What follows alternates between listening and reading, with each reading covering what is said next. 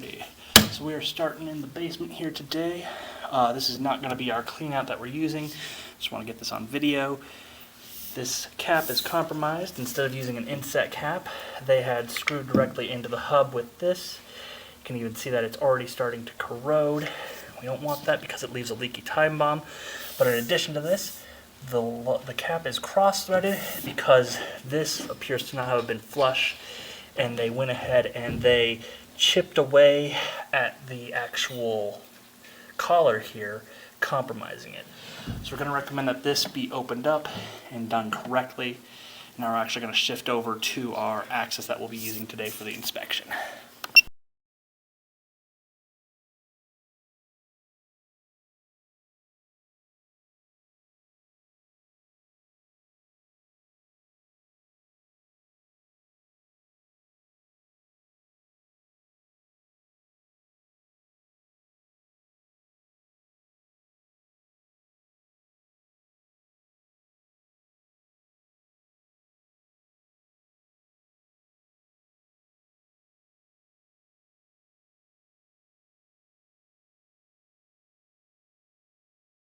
Alrighty, so we're here in the same basement. There is our clean out next to the water heater behind the boiler. That is where that compromised clean out is. Just at the bottom of the stairs to the basement here. And we're going to go ahead and come in through here, take a look at this. So we can see, looks like it has been cleaned or looked at some point recently. You can tell from the groove there. We were told that there was an issue with some sort of backflow in the downstairs basement. So we're going to go ahead and take a look at everything once we get to those tie-ins and see what we can see.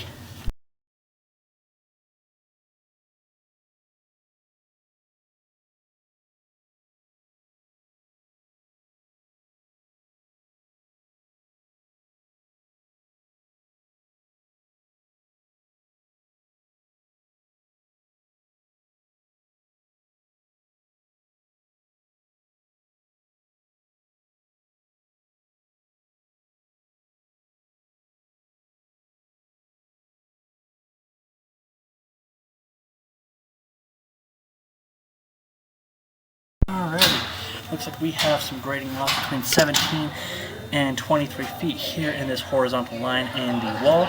I'm going to go ahead and mark that as something to be monitored.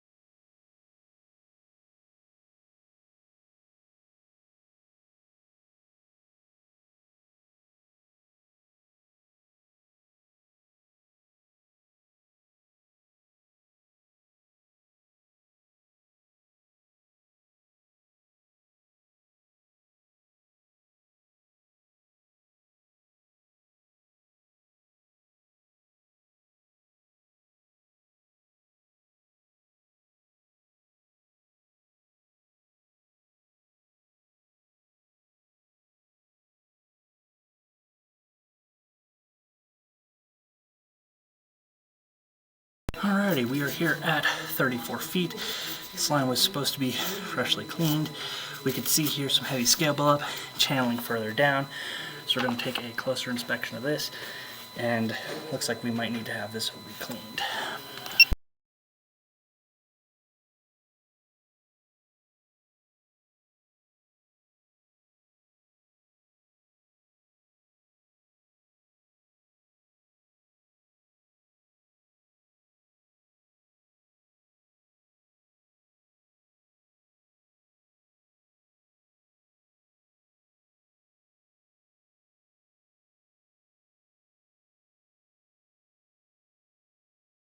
You could see further back that there was standing core material from a heavy cleaning earlier on.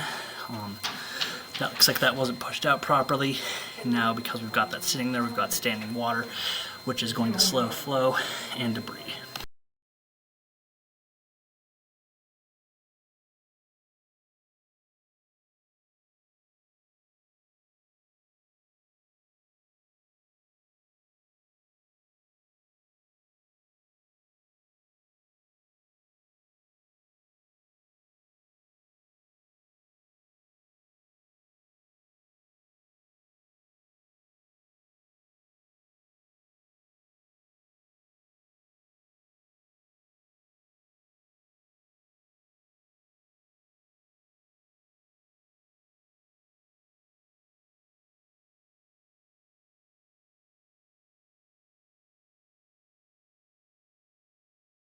Alrighty, and here at 70 feet we have our transition point.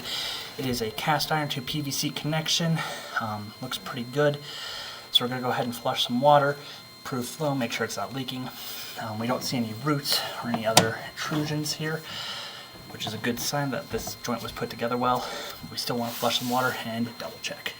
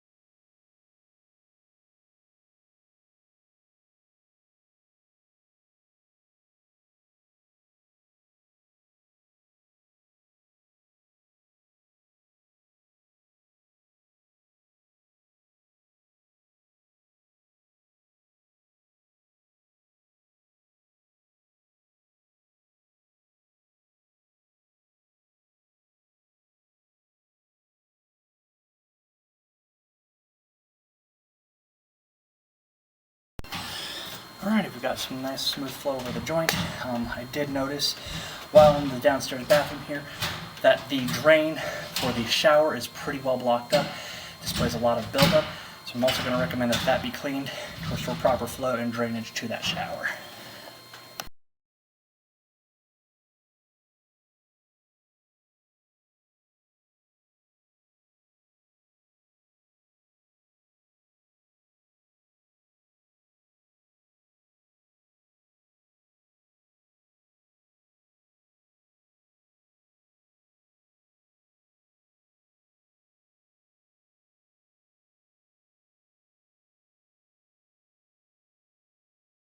And we do have some dual sweep cleanouts just outside of the foundation, about 15 feet past the foundation of the house.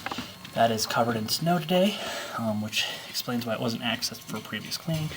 But I'm going to recommend that all of our cleanings today be done from the inside to make sure we actually tackle these sweeps where we see a lot of this buildup.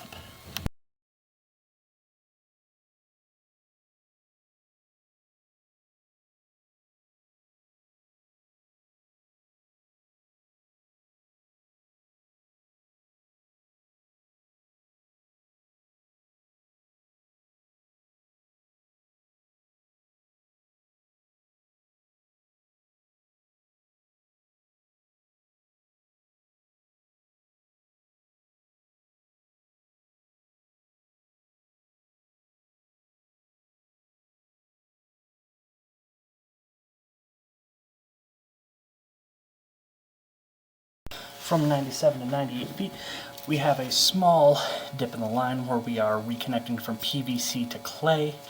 It's important that we recognize that this clay is here because the maintenance requirements for cast iron and clay are much more important than for PVC, just because we have to deal with roots, rusting, and higher risk of backups.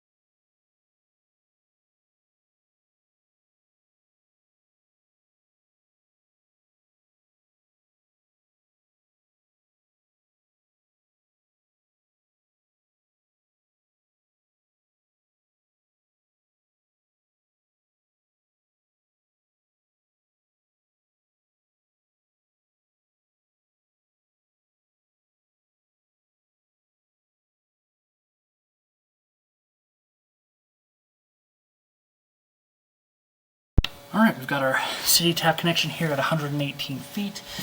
Now, I am going to call and recommend that the city be contacted to have this main inspected, because as you can see here, there's a pretty significant crack at the bottom of this main. So we want to make sure that that isn't actually leaking or compromised in any way on that city side. Now that is not the responsibility of this homeowner or the future owners, but it is something I would like to have addressed with the city.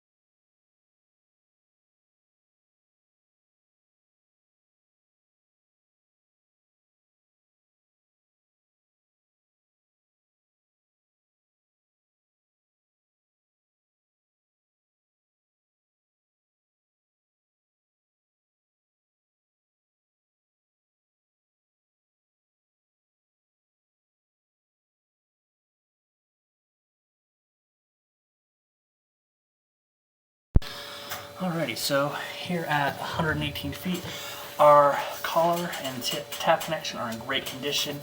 No roots, no damage. We're just going to check for flow here, which is coming through nice and smooth.